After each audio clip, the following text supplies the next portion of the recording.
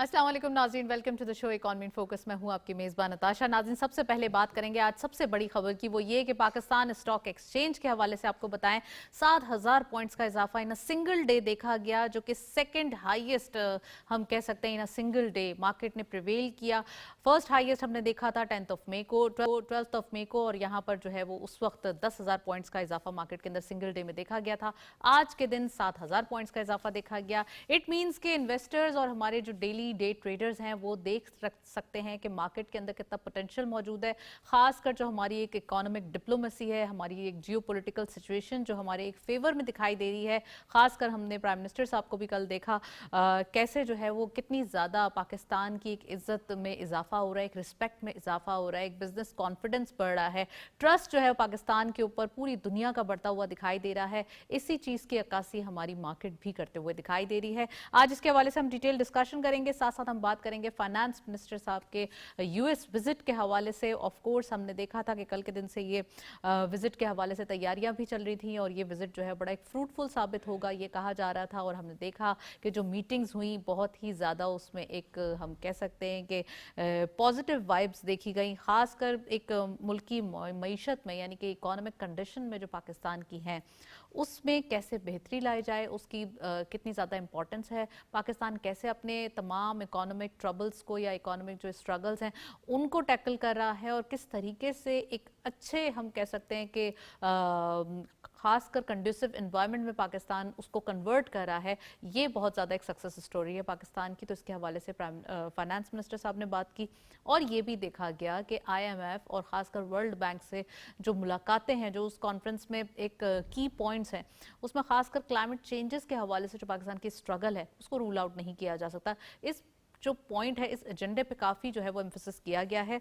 आज इसके हवाले से हम बात करेंगे और पाकिस्तान और इंटरनेशनल फाइनेंस कॉरपोरेशन के दरमियान रेकोडिक मंसूबे के हवाले से जो है वो कुछ एक हम कह सकते हैं कि पेशरफ हुई है और तमाम जो माली तकमील है उन पर इत्तफाक किया गया है कि कितना ज़्यादा जल्द इसके ऊपर जो माली मावनत है वो की जाएगी। इन्वेस्टमेंट अपॉर्चुनिटीज़ हैं पाकिस्तान के पास और पाकिस्तान जिस तरीके से माइनिंग एंड मिनरल सेक्टर के अंदर काम कर रहा है ये काबिल सताइश है। आज इसके हवाले से हम बात करेंगे और हम बात करेंगे सैलाब से जो ज़रई शोबा यानी कि एग्रीकल्चर, जो हमारी लैंड और एग्रीकल्चर पूरा सेक्टर मुतासर हुआ है और जो मौसमियाती तब्दीली है या फिर इसका एक हम कह सकते हैं बहरान है, वो पाकिस्तान के लिए एक चैलेंज बनता जा रहा है। इसके ऊपर फाइनेंस मिनिस्टर साहब ने अपने यूएस विजिट और यूएस जो उनकी कॉन्फ्रेंस है IMF के साथ और वर्ल्ड बैंक के साथ उनसे बातचीत की। आज इसके हवाले से हम बात करेंगे डिटेल और हम बात करेंगे पाकिस्तान और रशिया के दरमियान तेल और गैस और मिनरल्स जो हैं उन सेक्टर में जो है वो काफ़ी एक कोऑपरेशन देखी जा रही है और इसमें दोनों कंट्रीज़ की कोशिश कि किसी ना किसी तरीके से इसमें मुआवनत की जाए, इनको थोड़ा सा कोलैबोरेशन की जाए और साथ साथ मिलकर इसमें आगे बढ़ा जाए। तो आज ये तमाम स्टोरीज हैं, इन पे बात करेंगे, लेकिन पहले एक इकोनॉमी के हवाले से एक रिपोर्ट देखते चलते हैं, वापस आते हैं, प्रोग्राम का बाकायदा आगाज करते हैं।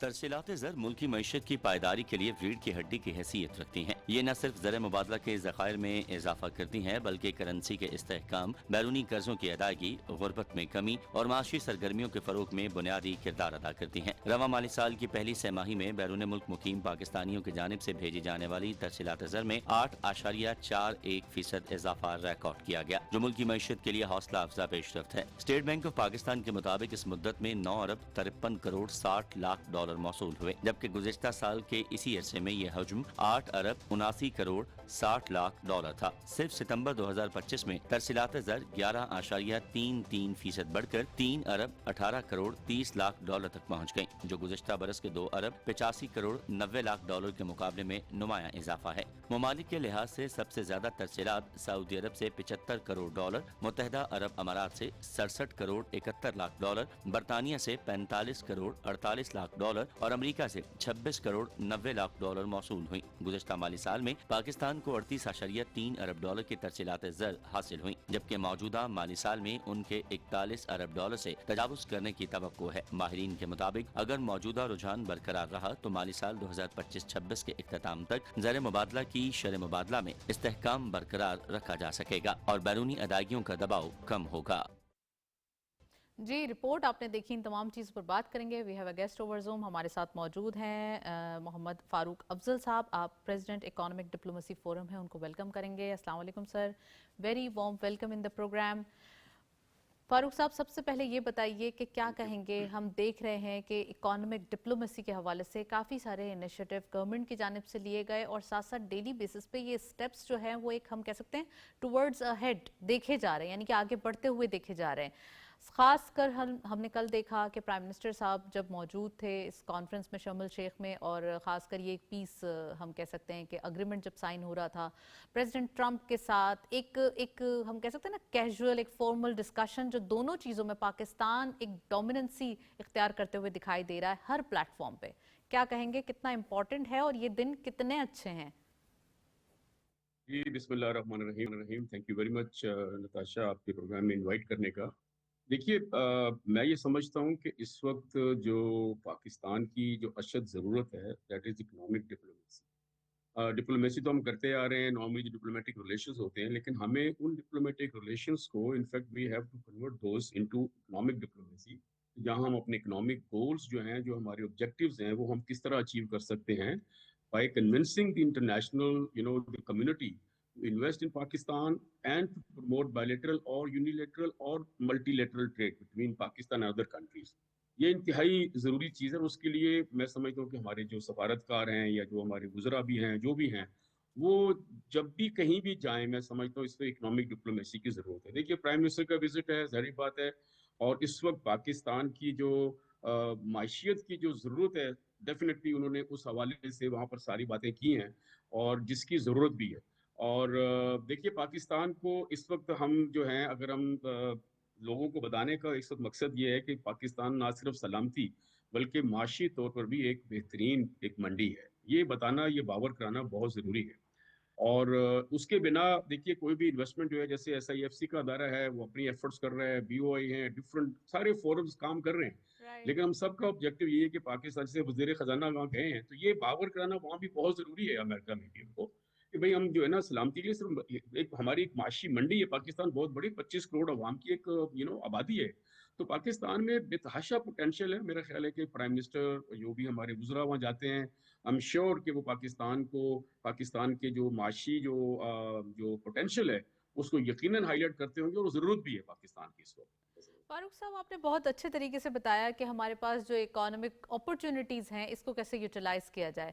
अब जो हमने देखा कि फाइनेंस मिनिस्टर साहब का ये जो विजिट है, खासकर US, इसमें IMF से मुलाकात हो रही है, वर्ल्ड बैंक, तमाम जो फाइनेंशियल हमारे जो असिस्टेंस हमारी होती है, उनसे हमारी मीटिंग्स भी हैं। अच्छा, अगर हम इसमें देखते हैं तो हमारे पास इसमें की पॉइंट्स डिस्कशन के लिए वो सबसे ज़्यादा फ्लड के हवाले से, डैमेजेस या क्लाइमेट चेंज के हवाले से जो पाकिस्तान को अफेक्ट करते हैं, पाकिस्तान की मार्केट को, पाकिस्तानी जो इकोनॉमिक एक हम कह सकते हैं कंडीशन चल रही होती है, एक वाइब्रेंसी चल रही होती है, उसको डैमेज होता है, हर बार होता है। तो इसको इस बार आप समझते हैं किस तरीके से सॉर्ट आउट किया जाएगा, और क्या कोई ऐसी इंडल्जमेंट हमें जो है वो हासिल हो सकती है? जी बिल्कुल। देखिए, ये जो पाकिस्तान में इस दफा का जो सैलाब है, आप ये कुदरती आफत ही सिर्फ नहीं बल्कि हमारे लिए तो एक वजूदी चैलेंज है। देखा जाए तो पाकिस्तान के लिए हमने अपने किसान भाइयों के साथ खड़े होना है। जो हमारी हिकमत अमली बेसिकली देखिए इसमें यह कि हम किस तरह उसको बहाली करें, और उस पर हमारी तवज्जो होनी चाहिए कि किस तरीके से हम उसको साइंटिफिक तरीके से और बैनुल अक़वामी, मैं समझता हूँ कि ताउन के बगैर हम ये अपने मकासद को हल नहीं कर सकते। अपने किसानों को जो नुकसान हुआ है, करोड़ों करोड़ों, आप देखें इस वक्त रोजी रोटी का उनको मसला है, करोड़ों किसानों, ठीक है ना, उसको हल करने के लिए हमें जो पहले कहा गया कि हम बैनुल अक़वामी के लोगों से बात नहीं करेंगे, मैं समझता हूँ कि नहीं, उसके बगैर ये काम नहीं हो सकेगा। देखिए, अभी तो हमें सबसे पहले तो हमें उनकी बहाली पे काम करना है, किसानों की जो उनका नुकसान हुआ है ना। फिर फिर जाहिर बात है फिर उसके बाद हमें फौरी तौर पे उनको जो आने वाली अगली जो फसलें हैं उसकी बुआई के लिए हमको उनको बीज मुहैया करना है, उनको खाद देनी है ताकि वो फौरी तौर पे अपने आप को अपने पाँव पे खड़ा कर सकें।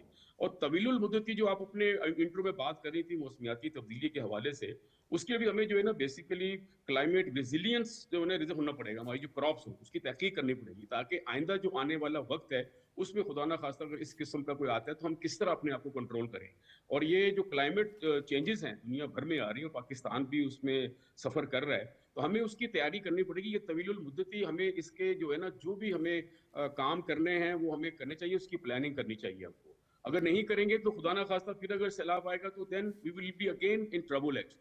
तो ये बहुत जरूरी है कि इस वक्त राइट। हम जो माशी तौर पे हमारी जो एग्रीकल्चरल पॉइंट ऑफ व्यू से we are really big trouble, so we need to control that, otherwise food security का मसला होगा। तो वो भी एक बहुत बड़ा एक इशू बन जाएगा हमारे लिए food security right. Point of view से। ये भी फाइनेंस मिनिस्टर साहब ने रेस किया है। ऑफ कोर्स इसके ऊपर भी पॉलिसी मेकर्स पाकिस्तान में भी काम कर रहे होंगे और बाहर भी इसके ऊपर जो है वो फोकस किया जा रहा होगा। खासकर हम बात कर रहे हैं पाकिस्तान और इंटरनेशनल फाइनेंस कॉरपोरेशन के हवाले से, इनके दरमियान रेकोडिक के जो एक मंसूबे है इसके ऊपर जो है वो फाइनेंसिंग और इसके जो एक इन्वेस्टमेंट है उसकी एक बड़ी इंपॉर्टेंस देखी जा रही है। यहाँ से इंटरेस्ट भी शो हो रहा है। इसके हवाले से क्या कहेंगे? खासकर हमारा जो ये Reko Diq mining and mineral sector जितना हम कह सकते हैं एलेबोरेटेड है पूरी दुनिया के सामने और इसके अंदर जो पोटेंशियल जाहिर हो चुका है, आप क्या समझते हैं कितना ज्यादा एक लुक्रेटिव मार्केट पाकिस्तान बन चुका है इसकी वजह से भी, माइनिंग एंड मिनरल सेक्टर की वजह से भी? ऑल्दो हमारे पास एक प्रेशियस जेम्स, प्रेशियस हमारे पास मिनरल्स मौजूद है, इसका क्या आउटकम आएगा? कितना ज्यादा हम इस पोटेंशियल को जो है वो वर्कआउट कर लेंगे?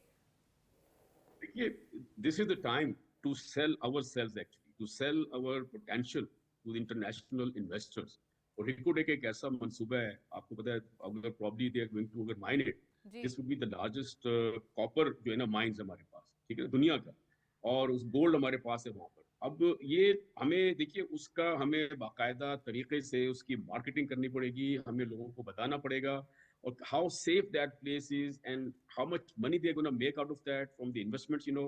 देखिए हर कोई भी इन्वेस्टर जो होता है वो हमेशा अपना देखता है कि मुझे उसका रिटर्न क्या मिलेगा। तो हमें उसकी जो कैलकुलेशंस हमारी है, जो हमारी वर्किंग है, वो हमारे पास होनी चाहिए ताकि हम ऑन द राइट। स्पॉट उनको बता सकें कि अगर I mean this much we have, this much you gonna get return out of that. तो ये बहुत जरूरी है। और देखिए अगर ये माइनिंग का सिलसिला शुरू होता है तो एक रोजगार का सिलसिला शुरू होगा पाकिस्तान में। जी। और हमें हमें उनसे टेक्नोलॉजी लेनी चाहिए। ठीक है, वो आके माइनिंग करेंगे, at the same time we should learn right. That how they mine. Right. Right. उनकी मशीनरी, उनकी टेक्नोलॉजी, हमारे लोगों की ट्रेनिंग है, हर चीज है, ताकि आइंदा बहुत सारी चीजें जो पाकिस्तान में जगह हैं जहां से मिनरल्स हमारे पास है, हम यानी कि अपना खुद कफील होकर अपनी हम खुद उसको माइन करें उस चीज को। तो ये आपने सही पाकिस्तान के कहा लिए कि बहुत हमारे अच्छी पास खबर जो है। पॉपुलेशन है, एक तो ह्यूज पॉपुलेशन, एक मैसिव हम कह सकते हैं, बल्कि इनॉर्मस मार्केट हमारी है ऑलरेडी।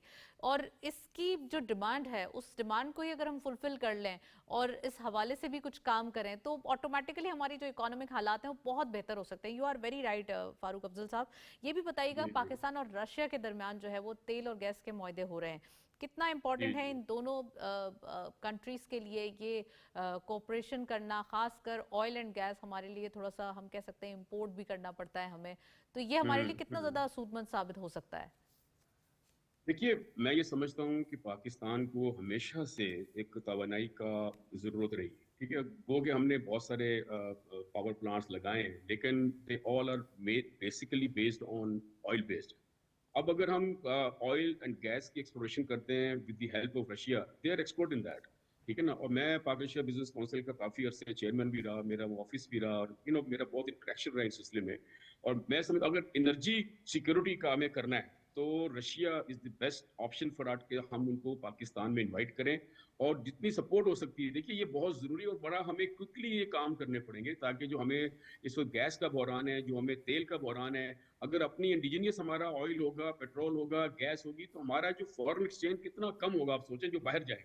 तो हम उस फॉरेन एक्सचेंज को रोकने के लिए हमें अपने यहाँ ऑयल एंड गैस और जितनी भी तवानाई के प्रोजेक्ट हैं, अगर रशिया की हेल्प लें, मेरा ख्याल है कि पाकिस्तान की इकानमी के लिए this is the best option कि हम उनको, ये भी अगेन वही बात आ जाती है कि how you know we can sell our those things to them, कि देखो भाई आपको क्या रिटर्न मिलेगा। Of course if they are coming to invest in Pakistan, invest कराएंगे ना उनसे। तो हमारे पास अगर पैसे होते तो हम खुद कर चुके होते, तो हम अगर इन्वेस्ट कराएंगे तो definitely they will be looking for some return.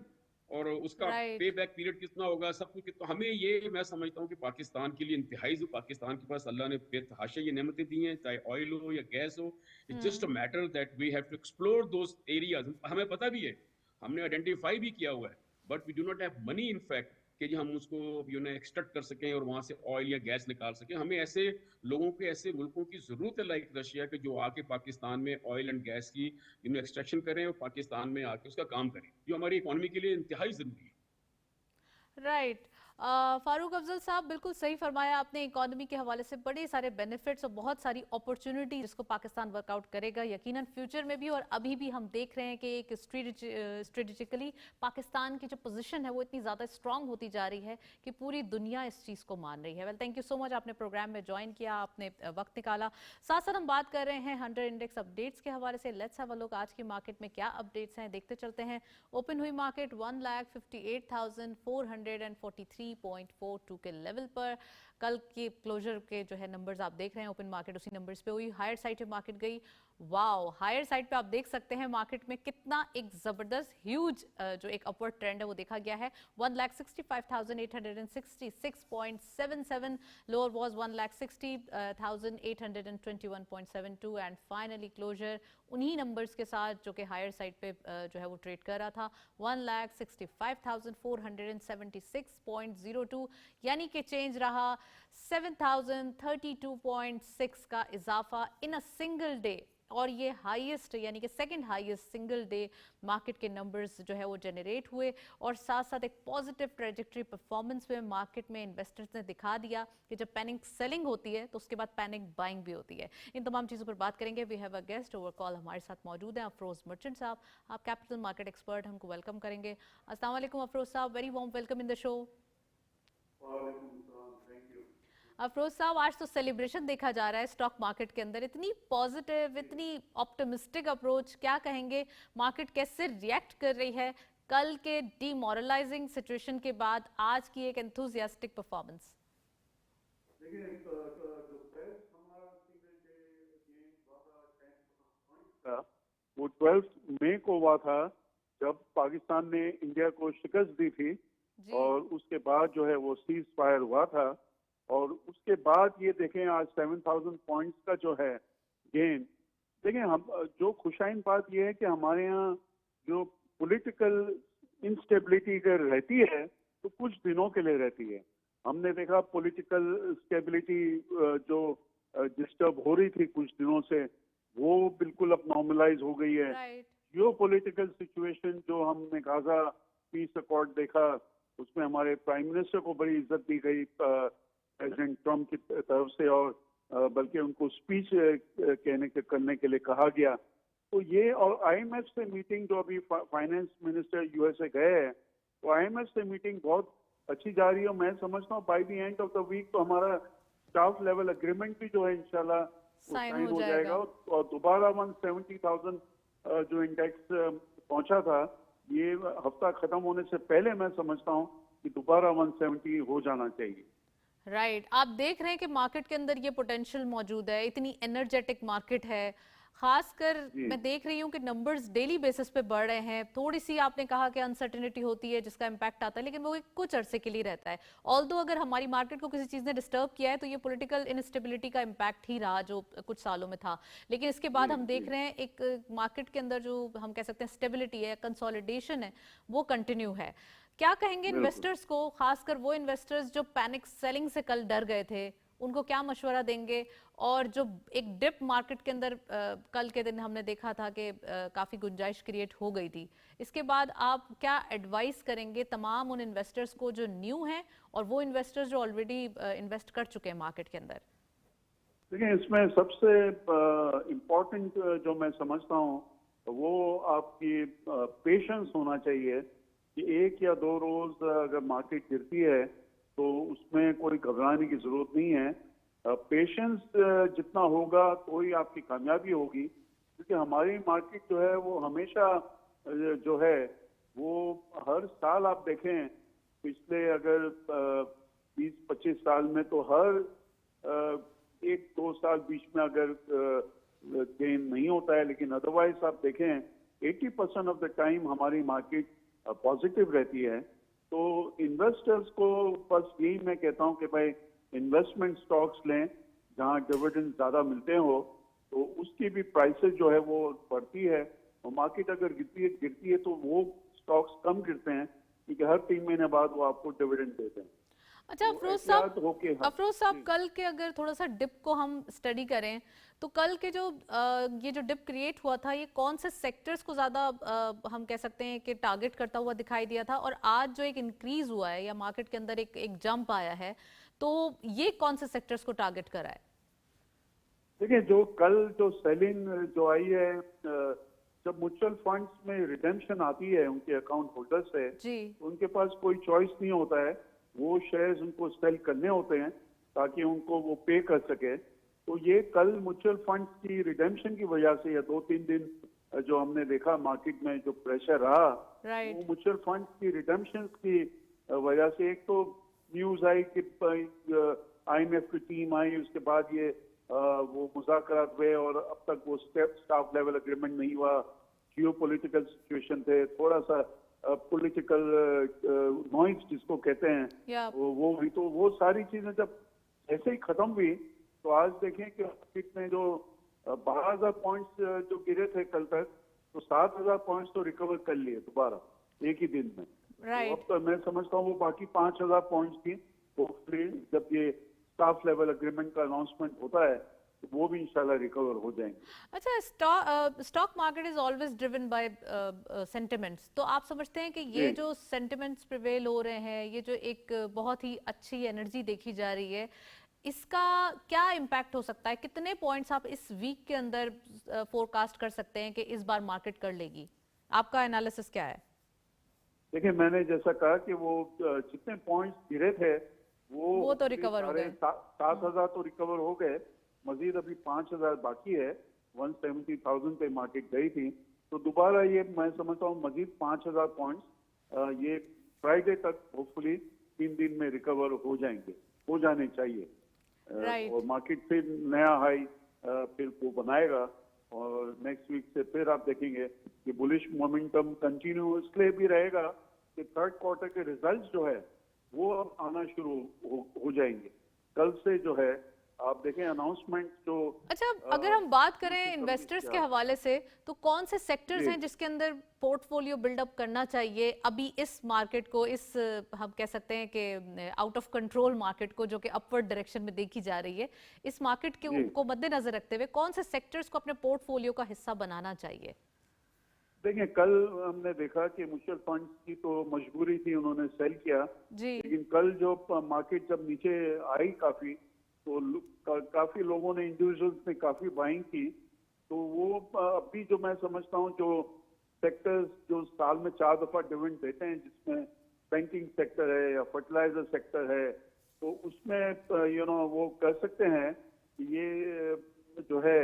और सीमेंट सेक्टर ठीक है, डिविडेंड के हिसाब से इतना नहीं है अच्छा, लेकिन सीमेंट का हमारे जो डिमांड है वो हर साल इंक्रीज होती जा रही है, और उनका सेल जो है हर साल इंक्रीज हो रहा है, क्योंकि बहुत ज्यादा शॉर्टेज है हमारे यहाँ हाउसिंग के। और हम तो ये एक्सपोर्ट पे भी तो सीमेंट जा रहे हैं सेक्टर ना? भी अच्छा है जी। अब हम एक्सपोर्ट पे भी तो जा रहे हैं सीमेंट के हवाले सीमेंट से। हम एक्सपोर्ट भी कर रहे हैं, बिल्कुल बिल्कुल। ऑल्दो अगर हम बात करें इंटरेस्ट रेट कम होने की वजह से सिक्लिकल सेक्टर्स भी काफी हद तक हम कह सकते हैं एक पॉजिटिव डायरेक्शन में दिखाई दे रहे हैं। ऑटो सेक्टर के हवाले से क्या कहेंगे अफरोज साहब? ऑटो सेक्टर भी आप देखें, अगर नंबर्स, एक्चुअल नंबर्स देखें, तो ऑटो सेक्टर जो है ये क्वार्टर खत्म हुआ है, वो पिछले साल जो क्वार्टर था उससे 50% जो है हमने देखा है कि इसमें सेल ज्यादा हुआ है, क्योंकि आपने वो वजह फरमाया कि जब रेट 22% से 11% बहुत ही तेजी से एक साल के अंदर आ गया है, Right. कॉस्ट ऑफ बोरिंग 50% आधा हो गया है, तो लोगों के लिए गाड़ियां लेना या घर लेना अब रिलेटिवली बहुत आसान हो गया है, जिसकी वजह से आप देखें कि ऑटो सेक्टर के सेल पिछले साल के मुकाबले में मोर देन 50% इंक्रीज हुआ है इस साल। तो अब जो न्यू इन्वेस्टर्स हैं, आप उनको क्या कहेंगे कि is this the right time to enter in the market? अगर उनके पास कोई इन्वेस्टमेंट है और वो चाहते हैं कि स्टॉक मार्केट के अंदर एंट्री लें, तो किस तरीके से उनको आप एनालाइज करेंगे कि किस तरीके से जो है वो अपना जो इन्वेस्टमेंट है वो लगानी चाहिए? देखिए, उनको एहतियातन 4 या 5 सेक्टर में करना चाहिए, और ये नहीं कि एक ही सेक्टर या एक ही कंपनी में ज्यादा इन्वेस्ट करें, वो डाइवर्सिफाई करें, जिसमें बैंकिंग सेक्टर है, फर्टिलाइजर है, Right. सीमेंट है, ऑयल एंड गैस एक्सप्लोरेशन है, ये सारे सेक्टर है जो डिविडेंड भी अच्छा दे रहे हैं, वो सेक्टर है। तो इसमें करना चाहिए कि भाई इक्वली 5 सेक्टर में मैं समझता हूँ इनको करना चाहिए। राइट अफरोज साहब, एक मैं सवाल आपसे और करूंगी, वो ये कि गोल्ड प्राइसेस बढ़ते हुए दिखाई दे रहे हैं, लोकल मार्केट पे बहुत ज़्यादा एक इम्पैक्ट है, सब परेशान भी हो रहे हैं कि गोल्ड प्राइसेस क्यों इतना ज़्यादा एक बेहंगम होते हुए दिखाई दे रहे हैं। इसके हवाले से बताइएगा कि इंटरनेशनल इम्पैक्ट जो अभी है, तो क्या नियर फ्यूचर या थोड़े अरसे बाद हम ये रिवर्ट बैक देखेंगे? देखिए, जो गोल्ड की प्राइसेस के जो सबसे बिगेस्ट बायर है, जब ये इंक्रीज हो रहा है प्राइस ऑफ जी। $4,000 पर आउंस क्रॉस है, तो वो उसके बिगेस्ट बायर चाइना है। देखिए, चाइना और यूएसए में आपस में जो राइवलरी चल रही है इस वक्त, जो यूएस डॉलर जो है डोमिनेटेड करेंसी है, तो चाइना वो चाह रहा है कि आप उसका जो इन्वेस्टमेंट यूएस करेंसी में है वहां से कम करके गोल्ड में ले आए। तो ये उसकी वजह से जो है गोल्ड की प्राइसेस बढ़ रही है, क्योंकि चाइना तो सबसे ज्यादा रिजर्व्स दुनिया में चाइना के पास है, ओवर $3 ट्रिलियन रिजर्व्स है, $3,000 बिलियन से ऊपर। तो उनके पास वो उसकी बाइंग जब तक चलेगी तो मैं नहीं समझता हूँ कि डॉलर जो है वो उसमें गोल्ड में कमी आएगी, जब तक वो गोल्ड खरीदते रहेंगे। राइट और अगर थोड़ा सा कंपेयर किया जाए, अगर कोई इंसान सेविंग करना चाहता है तो what's your point of view कि वो रियल एस्टेट में जाए, स्टॉक मार्केट में जाए या गोल्ड रिजर्व्स में जाए? देखिए, मैं तो हमेशा कहता हूँ डाइवर्सिफाई रखना चाहिए, क्योंकि रियल एस्टेट भी कम से कम एक प्रॉपर्टी तो आपके नाम पे होनी चाहिए, कि भाई आप जहाँ रहना चाह रहे हैं, और प्रॉपर्टी इससे कुछ सालों से इंक्रीज नहीं हुई है, तो this is also a good time. मैं समझता हूँ सब में आदमी को थोड़ा थोड़ा करना चाहिए कि किसी डाइवर्सिफाई हो, और प्रॉपर्टी कम से कम एक तो उनके ओनरशिप में होनी चाहिए। राइट वेल अफरोज साहब, थैंक यू सो मच, आप हमारे साथ मौजूद रहे, काफ़ी डिटेल एनालिसिस, और ऑफ कोर्स सेविंग के हवाले से करना चाहिए और सेविंग के लिए हमारे पास प्लेटफॉर्म्स पाकिस्तान स्टॉक एक्सचेंज मौजूद है, जिसमें इन्वेस्टमेंट की जाए, जिसमें हम कह सकते हैं कि एक ल्यूक्रेटिव इन्वायरमेंट मौजूद है, बड़ी अट्रैक्शन दिखाई दे रही है, और कुछ ना कुछ हर महीने अगर इन्वेस्टमेंट करेंगे तो कुछ ना कुछ आपको फ़ायदा ही होगा। एक ब्रेक की जानिब चलते हैं, साथ रहें।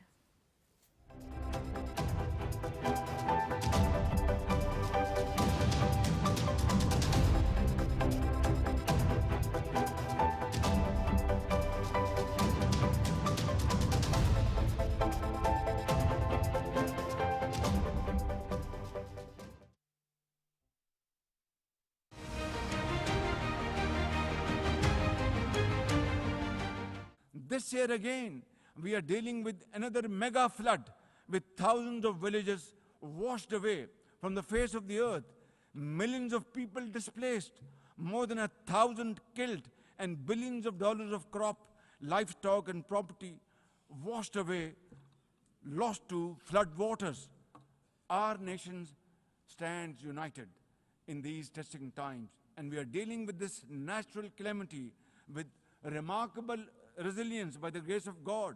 I have declared a climate emergency to cope with this challenge. The catastrophic floods of 2022 and 2025 this year are glaring examples of loss and damage caused due to climate change. Pakistan contributes less than 1% of global emissions annually, yet it continues to face the relentless brunt and muddy waves of climate change.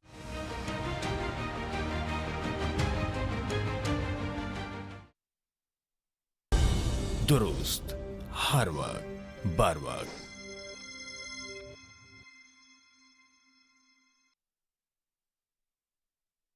अल्लाहु अकबर, अल्लाहु अकबर, अल्लाहु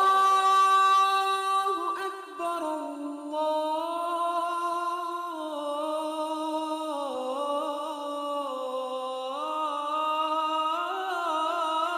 अकबर, अशहदु अल्ला इलाहा इल्लल्लाह,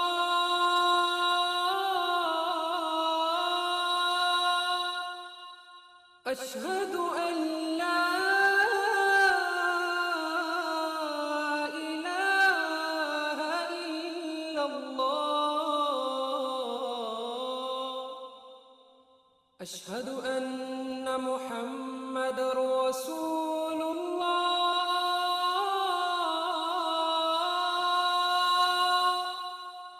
أشهد أن محمد رسول الله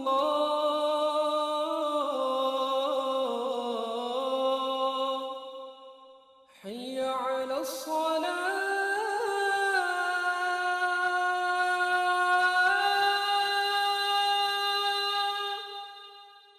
حي على الصلاة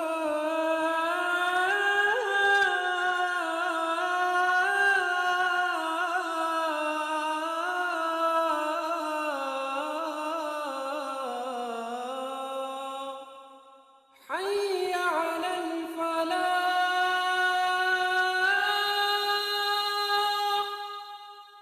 حي على الفلاح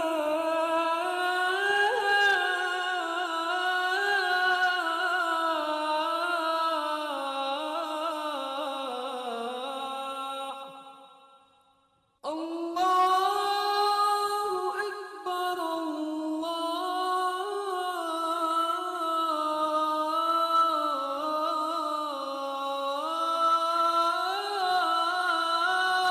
أكبر لا إله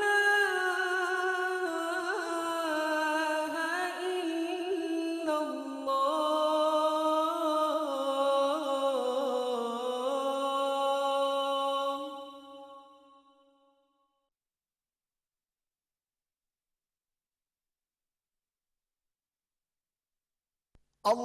اللهم صل على محمد وعلى آل محمد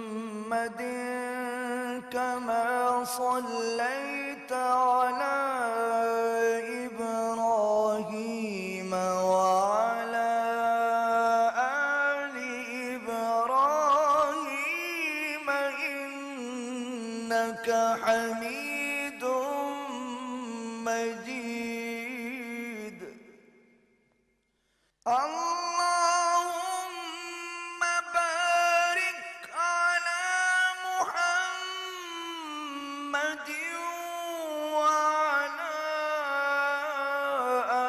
آل محمد كما باركت على إبراهيم وعلى آل إبراهيم إنك حميد مجيد दुरुस्त हर वक्त बर वक्त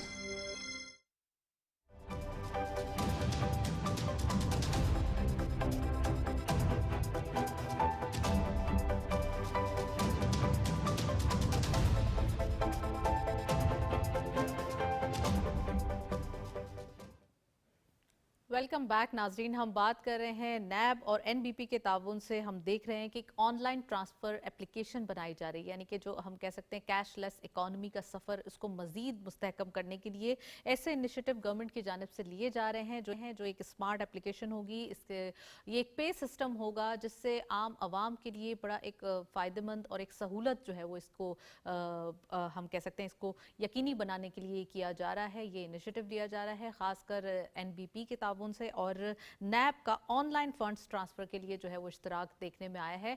इससे होगा क्या कि इससे ट्रांसपेरेंसी आएगी, खासकर हम कह सकते हैं जो ऑनलाइन ट्रांजैक्शंस होती हैं वो इससे बहुत ज़्यादा आसानी की तरफ आएंगी, और साथ साथ हम इसमें ये देख सकेंगे कि बाद में जो एफबीआर के हवाले से इश्यूज हम कह सकते थे कि हम कैसे ऑनलाइन के अलावा अगर फिजिकली ट्रांसफर होता था तो इसमें बहुत ज़्यादा इशू क्रिएट होते थे, लेकिन अब ऑनलाइन ट्रांजैक्शन से ये तमाम जो इफ्स एंड बट्स हैं जो रेज होते थे वो अब सॉर्ट आउट हो जाएंगे। तो आज इसके हवाले से हम डिटेल डिस्कशन करेंगे। हेलुन पाकिस्तान की सरमायाकारी से इसके हवाले से भी बात करेंगे। इन्वेस्टमेंट अपॉर्चुनिटी देखी जा रही है फार्मास्यूटिकल सेक्टर के हवाले से, पाकिस्तानी मईशत में इसमें नुमाया इजाफा देखा जाएगा। ऑफ कोर्स हम बात कर रहे हैं फार्मास्यूटिकल सेक्टर की उस हम कह सकते हैं कि ओवरऑल वो इन्वेस्टमेंट, ओवरऑल वो सक्सेस जो कि एक्सपोर्ट सेक्टर के अंदर वाज़े तौर पे दिखाई दे रही है। फार्मा इंडस्ट्री ऑलरेडी काफ़ी पेनिट्रेट कर रही है, इसके अंदर बहुत ज़्यादा पोटेंशियल मौजूद है, नई मार्केट्स टैप हो रही हैं जहां पर, वहीं पाकिस्तान के अंदर भी इसके अंदर काफ़ी काम किया जा रहा है रॉ मटेरियल्स के हवाले से और डिफरेंट लाइफ सेविंग ड्रग्स के हवाले से। तो आज हम ये बात करेंगे और ख़ासकर जो इसी मंथ ये एक्सपो का इनकाद किया जा रहा है कराची सिटी के अंदर, जिसमें SIFC के ताउन से ये फार्मास्यूटिकल एक्सपो होगी और जिसमें फार्मा प्रोडक्ट्स और ख़ासकर पाकिस्तान में जो टेक्नोलॉजी के हवाले से, इक्विपमेंट्स के हवाले से चीज़ें होंगी वो सामने आएंगी। आज इसके हवाले से हम डिटेल डिस्कशन करेंगे कि ख़ासकर अगर हम बात करें ड्रग्स की बरामदात या दरामदात के हवाले से, तो 5 साल के अंदर तकरीबन इसकी बरामदात के अंदर यानी कि एक्सपोर्ट के अंदर तकरीबन $30 बिलियन का जो इजाफा करने का हदफ है वो सेट कर लिया गया है कि तकरीबन 5 साल के अंदर जो है वो ये टारगेट सेट किया जाएगा। तो इससे आप अंदाज़ा लगा सकते हैं सिर्फ फार्मास्यूटिकल सेक्टर को $30 बिलियन से अबव लेके जाना है तो और सेक्टर्स का जो एक क्यूमुलेटिव अमाउंट होगा तो वो कितनी एक्सपोर्ट पाकिस्तान जनरेट कर पाएगा। आज इसके हवाले से हम बात करेंगे और हम बात करेंगे रेमिटेंसेस के हवाले से, ख़ासकर यूरोपीय ममालिक में मुकीम पाकिस्तानीज़ की जो एक अपने मुल्क रेमिटेंसेस भेजने की जो एक तादाद है या फिर एक परसेंटेज है उसमें तकरीबन 17% का इजाफा देखा गया है। यानी कि तरसीलात ज़र में सिर्फ यूरोपीय ममालिक से जो है वो पाकिस्तान में तरसीलात ज़र बढ़ते हुए दिखाई दे रहे हैं और तकरीबन 17% बढ़ चुके हैं। इट मीन्स के ओवरसीज़ पाकिस्तानीज़ अपने पाकिस्तान को, अपने मुल्क को बहुत सर्व कर रहे हैं, थ्रू ऑफिशियल चैनल अमाउंट भेजते हैं, अपनी फैमिलीज़ को वो अमाउंट भेजते हैं, लेकिन चूँकि वो डॉलर में आते हैं या अदर जो हम कह सकते हैं करेंसीज़ में आते हैं, उसका इम्पैक्ट तरसीलात ज़र के तौर पर यानी कि रेमिटेंसेस के तौर पर पाकिस्तान में बढ़ता हुआ दिखाई देता है और ये भी एक तरीके से ड्यूटी है उनकी जो बहुत अच्छे तरीके से निभाते हुए दिखाई दे रहे हैं। इन तमाम चीज़ों पर बात करेंगे। We have a guest over Zoom, हमारे मौजूद हैं डॉक्टर उस्मान चौहान साहब। आप इकोनॉमिस्ट भी हैं, एनालिस्ट भी हैं, उनको वेलकम करेंगे। अस्सलाम वालेकुम डॉक्टर साहब, very warm welcome in the program. क्या कहेंगे, बहुत ही एक पॉजिटिव डायरेक्शन देखी जा रही है, ख़ासकर अगर मैं स्टार्ट करूं नैब और NBP के ताउन से, इश्तराक से जो ये ट्रांसफ़र ऑफ पेमेंट्स का जो एक सिस्टम क्रिएट किया जा रहा है यानी कि स्मार्ट पे सिस्टम जिसको नाम दिया गया है, ये मुतारिफ़ करवाया गया है। इसके हवाले से बताइए आम सार्फिन, आम लोग कैसे इससे मुस्तफ़ीद हो सकेंगे और ये अगर हम बात करें कैशलेस इकॉनमी का जो इनिशिएटिव है इसमें कितनी ज़्यादा ट्रांसपेरेंसी लेकर आएगा, डॉक्यूमेंटेशन लेकर आएगा। जी बिस्मिल्लाहिर्रहमानिर्रहीम। मैडम, मुझे मदऊ करने का शुक्रिया। आपके प्रोग्राम से बहुत कुछ सीखने को मिलता है। जो आपने मौजू छेड़ा है ये बहुत अहम है। वो है ये इश्तराक जो हुआ है NBP और नैब के दरमियान और इस तरह के और इश्तराकी इक़दामात उठाए जा रहे हैं दीगर इदारों से। हर तरफ ये एक मुस्बत ख़बर है क्योंकि जितनी भी आप सहूलत पेश कर सकें, जितनी भी सहूलत फ़राम कर सकें सारिफीन को, उतना ही अच्छा होगा। आप जैसे कि जानती हैं डिजिटल इकॉनमी पे बहुत ज़्यादा ज़ोर डाला गया है। हमारी सरकार जो है इसको बहुत तरजीही अंदाज से अमल पैरा कर रही है, तो उसमें नैब और NBP एक अच्छी मिसाल है। उसके अलावा बेशुमार और भी मिसालें आपको नज़र आएंगी कि एक तरफ सरकारी इदारे और दूसरी तरफ आपके प्राइवेट सेक्टर के जितने भी शराकीन हैं वो एक इश्तराक किए जा रहे हैं और एप्स और स्मार्ट बेस्ड सिस्टम्स, उससे ट्रांसपेरेंसी की गुंजाइश बहुत ज़्यादा बढ़ जाती है। आप जैसे कि जानती हैं इसको करने के बहुत सारे तरीके हैं। एक तो ब्लॉकचेन वगैरह भी तरीके हैं और उस पर भी जो है हमारी हुकूमत जो है वो बहुत दिलचस्पी से देख रही है और अब एक फ्रेमवर्क भी आएगा, लेकिन ब्लॉकचेन की ज़रूरत नहीं है। वैसे भी आपके बहुत सारे तरीके होते हैं अकाउंटेबिलिटी और ट्रांसपेरेंसी बढ़ाने के, जिससे कि बहुत फ़वाइद होंगे सारिफीन के लिए। अच्छा डॉक्टर साहब, ये भी बताइएगा, खासकर हम देख रहे हैं इन्वेस्टमेंट के हवाले से काफ़ी अपॉर्चुनिटीज़ हर सेक्टर के अंदर देखी जा रही हैं, जहां पर वहीं हमारे पास फार्मास्यूटिकल सेक्टर भी किसी से पीछे दिखाई नहीं देता। यानी कि इस सेक्टर के अंदर इतना ज़्यादा पोटेंशियल ऑलरेडी मौजूद है। फार्मास्यूटिकल की बात करें तो 830 एंड देयर अबाउट कंपनीज पूरे पाकिस्तान में मौजूद हैं, जैसे मल्टीनेशनल भी शामिल हैं, लोकल्स भी शामिल हैं। और अब ये देखा जा रहा है कि एक टारगेट सेट किया गया है 5 साल के अंदर तकरीबन इस एक्सपोर्ट को बढ़ाने का, खासकर $30 बिलियन तक लेके जाने का एक हदफ सेट किया गया है। इसी को अगर हम देखें तो यहाँ पर काफ़ी एक्सपोज भी की जा रही है, मार्केट करने के लिए जो जॉनरा है वो भी चेंज किया गया है। पाकिस्तान की एक कोशिशें जो हैं वो रंग ले आई हैं और ख़ासकर कराची के अंदर ये एक्सपो सेट किया जा रहा है इसी मंथ। तो फार्मास्यूटिकल या हमारी जो एक मेडिकल सेक्टर है, इसको ओवरऑल होलसम कैसे देखते हैं? और दूसरा ये कि जो ये पेनिट्रेशन देखी गई है कि तकरीबन $30 बिलियन का टारगेट रखा गया है, इससे कहीं ज़्यादा भी अचीवमेंट हो सकती है, क्या कहेंगे? जी, मैं आपकी बात से इत्तेफ़ाक करता हूँ। फ़ार्मास्यूटिकल सेक्टर या ओवरऑल मेडिकल सेक्टर को भी अगर आप देखें, तो इसमें गुंजाइश बहुत है पाकिस्तान में, और जो हदफ़ है $30 बिलियन का, मेरे ख़्याल से कोई इतनी बड़ी बात नहीं है। ये आराम से हो सकता है 5 साल। ये जी। काफ़ी देरी ना मामला है उस एतबार से, क्योंकि 5 साल तो बहुत गुंजाइश है। इसमें कई सारे पहलुआत हैं जो कि बहुत अहम हैं। एक तो जो जेनेरिक्स का साइकिल है, वो अब ऐसा है कि इमर्जिंग मार्केट्स जो हैं, तरक्की याफ्ता ममालिक के को छोड़ के तरक्की पजीर ममालिक को आप देखें, तो वहाँ पे जेनेरिक्स की प्रोडक्शन बढ़ती जा रही है, और उसमें हर जो बड़ा मुल्क है जिसमें पाकिस्तान भी शामिल है, उसमें डिमांड भी जेनेरिक्स की बढ़ती जा रही है। ये एक साइंसी राइट। पहलू है और एक लीगल भी पहलू है, कानूनी पहलू भी है कि जेनेरिक्स का वो साइकिल जो है वो खुलता जा रहा है। ये बहुत अच्छा है, क्योंकि वो जो महंगी दवाइयाँ थी उनमें अब महंगाई उस तरह से वो नहीं लग सकती। जेनेरिक प्रोडक्ट जो है वो आपके लिए मतलब आराम से आप ख़रीद सकते हैं। दूसरी बात यह है कि आप देख रहे हैं एक शऊर पैदा हो रहा है आवाम में, ज़रूरियात भी हमारी, हम कहते हैं ना यंग कंट्री है, जवान है, लेकिन एक एजिंग पॉपुलेशन फैक्टर भी है और उनकी डिमांड्स भी बढ़ती जा रही है, उनको ज़रूरियात हैं। तो उससे फार्मास्यूटिकल जो एलिमेंट है उसको काफ़ी मतलब गुंजाइश मिलती है, और वो इसका फ़ायदा भी उठा सकते हैं कि एजिंग पॉपुलेशन की ज़रूरियात को पूरे करते हुए वो अपने हदफ राइट। पे वो पाए तकमील तक पहुँचें। उसके अलावा आप देख रही हैं कि कंपटीशन जो है जेनेरिक्स में बहुत सख्त है, और था, और अब वो कम होता जा रहा है, और ये अमेरिका अच्छा की जो माशी डॉक्टर साहब, तहफ़्फ़ुज़ एक और पसंदी चीज़ है। ये कि पाकिस्तान लाइफ सेविंग ड्रग्स के हवाले से भी काम कर रहा है और खासकर सप्लीमेंट्स के हवाले से बड़ा एक इमर्जिंग मार्केट देखने में आ रही है पाकिस्तान की जी, मार्केट। इसके हवाले से क्या बिल्कुल। कहेंगे, कितना ज़्यादा इसकी एक क्वालिटी जो है वो ड्रग्स पेश की जा रही हैं, खासकर क्वांटिटी से ज़्यादा बिलीव क्वालिटी के ऊपर हो रहा है? एक तो ये भी पॉइंट बिल्कुल। बताइएगा, और दूसरा ये हेलन पाकिस्तान की सरमायाकारी जो है वो देखने में आ रही है पाकिस्तान के अंदर, ये कितना इम्पोर्टेंट है कि खासकर पाकिस्तानी मईशत में कितना ये नुमाया किरदार अदा कर सकती है? इसके हवाले से बताइएगा, ये कंपनीज जो पाकिस्तान के अंदर इन्वेस्टमेंट करना चाहती हैं।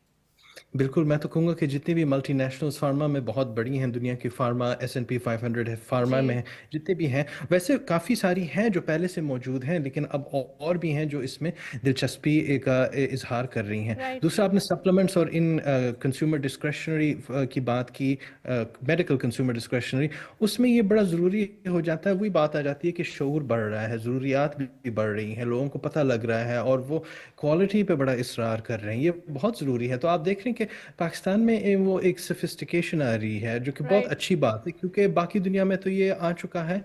अब हमारी बारी है, और इससे आपकी फार्मा साइड और मेडिकल साइड में आप बहुत पेशरफ्त भी देखेंगे, क्योंकि लैब्स भी आते हैं, सप्लाई चेन्स भी बढ़ती हैं, फैसिलिटीज़ भी होती हैं, राइट। डिस्ट्रीब्यूशन सेंटर्स, फार्मेसीज़ भी बढ़ती हैं। कई सारे इसके पहलू हैं जो इससे असरअंदाज होंगे एक मुस्बत तरीके से।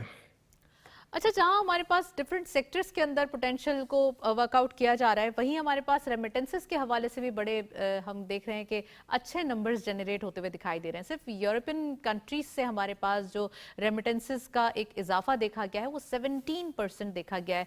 डॉक्टर साहब, क्या कहेंगे, कितना ये इम्पॉर्टेंट है? रेमिटेंसेस ऑलरेडी बढ़ रहे हैं, $3.2 बिलियन पर मंथ का एक रेशो लगाया जा रहा है, प्रोपोर्शन लगाया जा रहा है। तो ये कितना ज़्यादा एक क्यूमुलेटिव अमाउंट बन जाएगा? और फिर सिर्फ यूरोपियन कंट्रीज से इतना बड़ा है तो डिफरेंट डिफरेंट कंट्रीज से, जीसीसी कंट्रीज से और भी मजीद चंक्स बढ़ेंगे।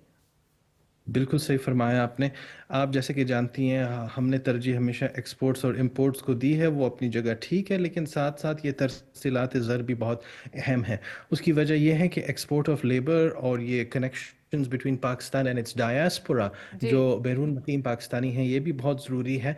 हमारा इन्हिसार पहले हमेशा ये खलीज पे रहा है, राइट। मशरक़ वस्ता पे रहा है, लेकिन अब आपने जैसे फरमाया कि 17% इजाफा सिर्फ यूरोप में हुआ, ये बहुत अच्छी बात है। वी नीड दैट डिवर्सिफिकेशन के तरसीलात ज़र दुनिया के हर Right. कोने से आए। इसमें अफ्रीका से भी मैं मज़ीद देखना चाहूँगा, अमेरिका से भी, नॉर्थ अमेरिका से भी देखना चाहूँगा, लेकिन यूरोप का ये बिल्कुल बहुत डॉक्टर अच्छा साहब, है। We are running out of time. Thank you so much, आपने प्रोग्राम में ज्वाइन किया। ओवरऑल डिस्कशन इकोनॉमी के हवाले से जारी थी और साथ साथ हम ये देख रहे हैं कि पोटेंशियल पाकिस्तान की मार्केट्स में देखा जा रहा है, इकोनॉमिक कंडीशन काफी हद तक बेहतर दिखाई दे रही है।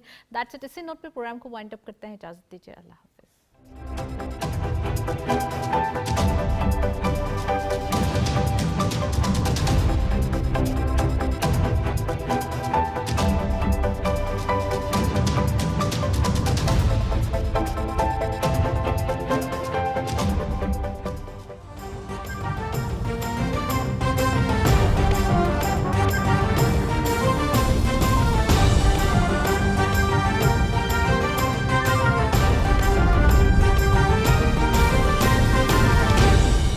दुरुस्त हर वक्त बर वक्त।